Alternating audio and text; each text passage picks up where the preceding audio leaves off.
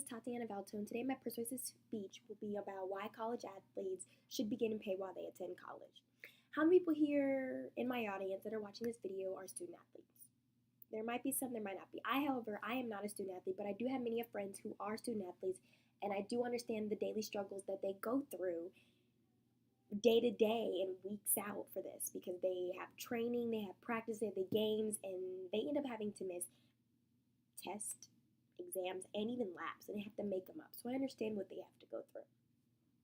I've done a considerable amount of research on this topic, and I would like to present my ideas to you guys today to get to try to figure out as to where you guys stand and if you believe whether or not they should or shouldn't get paid.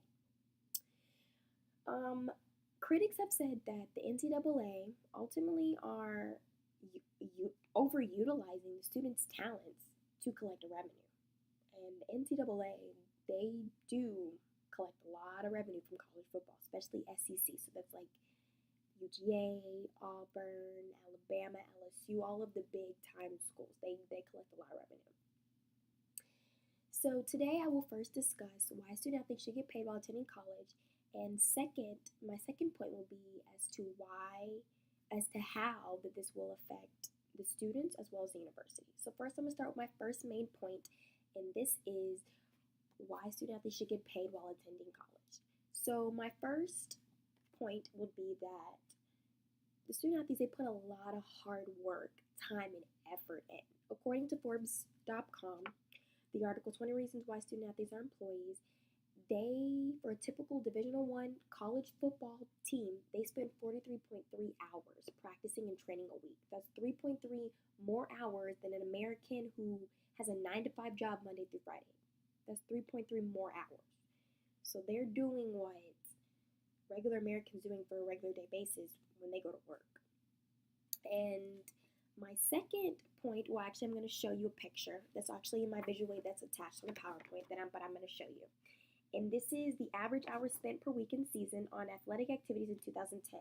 And this is from Business Insider back in 2010. This is how many hours that they were putting in for their respective sports.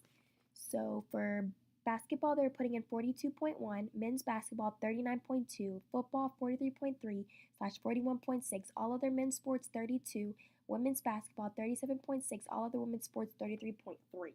That's how much hours they were putting in back in 2010, and that's just on practicing. That is it. Also, the students bring in a lot of revenue for the school. According to Forbes.com as well, the 20 reasons why student athletes are employees, the NCAA brings in $11 billion annually. That is more than the NBA and the hockey league combined. $11 billion. That's insane to me.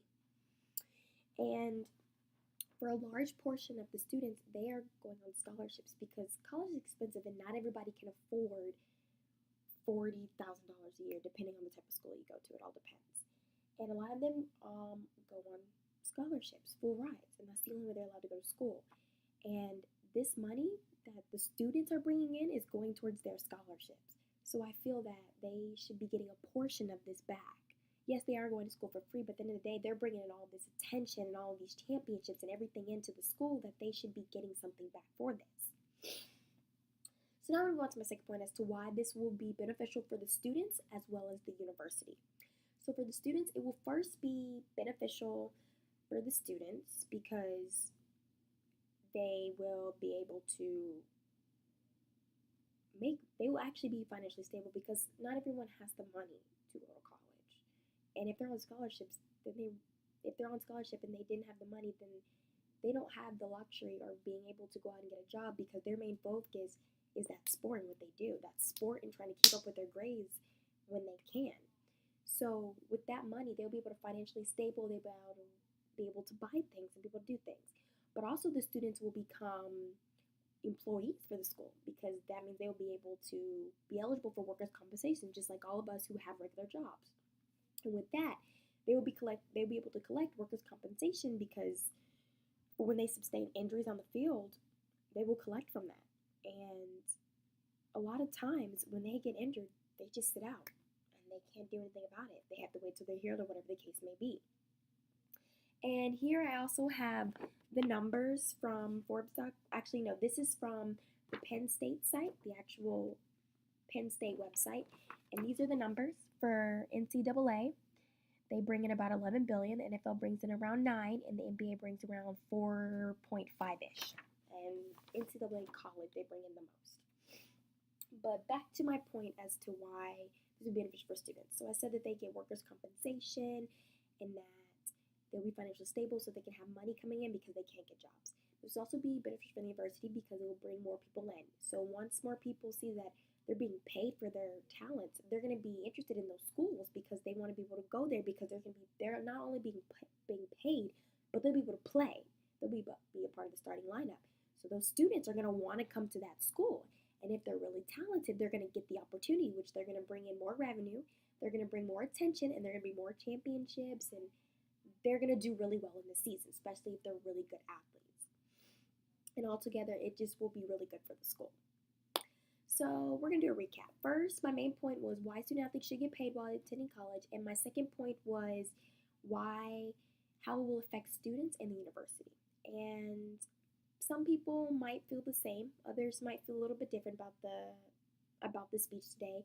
It's all depending on what you take from it. So, however you may feel, hopefully one day we'll actually officially get an answer as to what they plan on doing, whether they plan on paying NCAA students, whether or not they do or they don't. It's just a matter of time and how we evolve, and we will see what the future holds for the future students who are coming on up to college. Thank you for watching my speech.